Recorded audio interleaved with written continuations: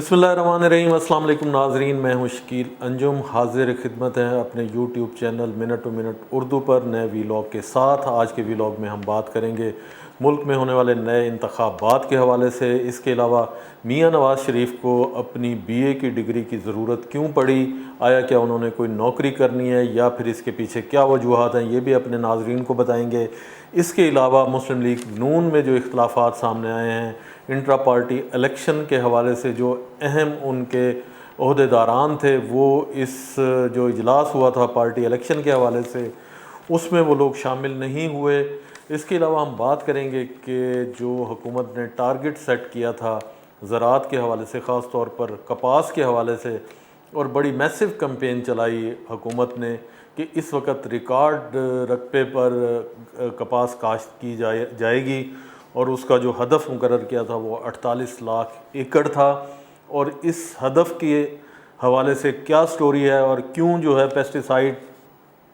کمپنیوں پر حکومت نے کریک ڈاؤن کیا، بہت سارے دفاتر سیل کیے، بہت سارے سیمپل لیے، ان سیمپلز کی کہانی بھی آپ کو بتائیں گے کہ اس کے پیچھے کیا سٹوری تھی۔ تو سب سے پہلے بات کرتے ہیں ملک میں ہونے والے عام انتخابات کے حوالے سے، کیونکہ حکومت اپنا ٹائم پورا کرنے جا رہی ہے اور بہت تھوڑے دن رہ گئے ہیں۔ اگست میں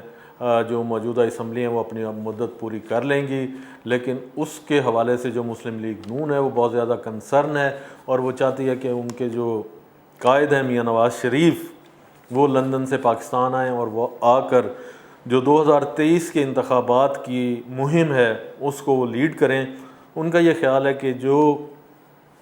پی ٹی آئی کا اس وقت گراف ہے اس کو کسی طریقے سے اگر کارنر یا کاؤنٹر کیا جا سکتا ہے تو وہ صرف میاں نواز شریف ہی ہیں۔ اس حوالے سے کل جو ہے سینٹ میں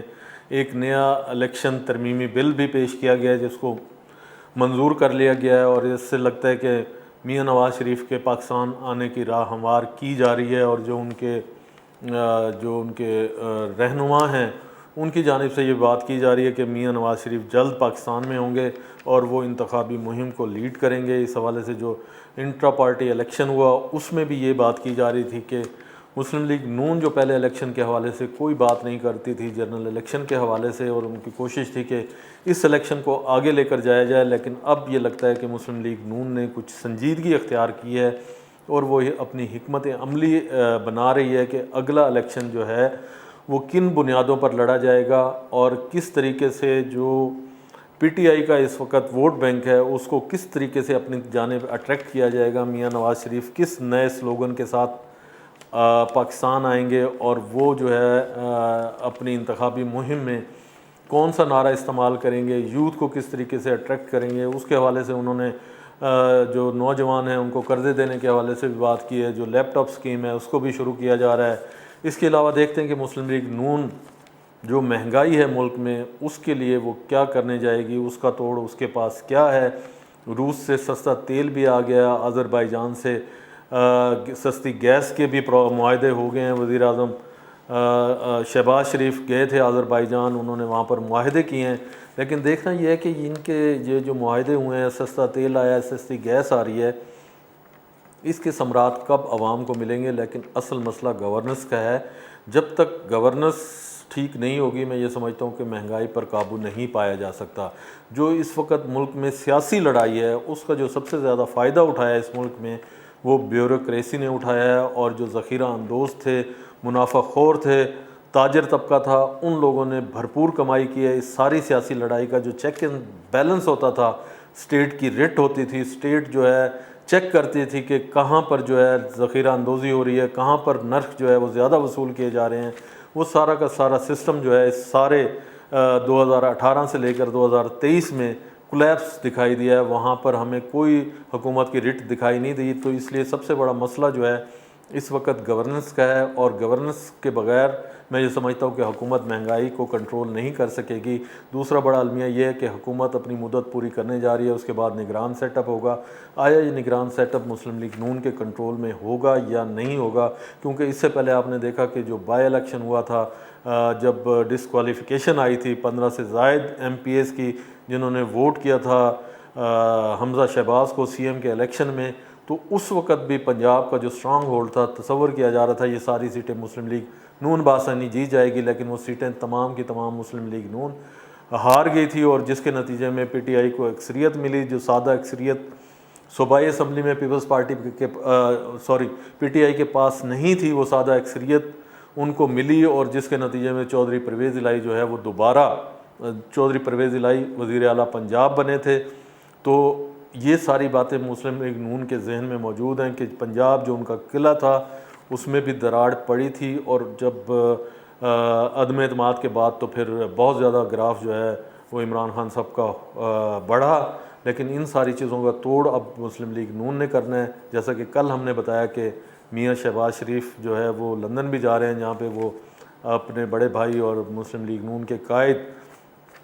میاں نواز شریف سے مشاورت بھی کریں گے، سیاست حکمت عملی بھی طے کریں گے۔ جب تک وہ پاکستان نہیں آتے، ان کے کیسز میں جو ہیں ان میں اپیل نہیں کرتے، اور اس اپیل کے حوالے سے کیا فیصلہ ہوتا ہے اس کے بعد ہی میاں نواز شریف پاکستان آئیں گے۔ لیکن اس حوالے سے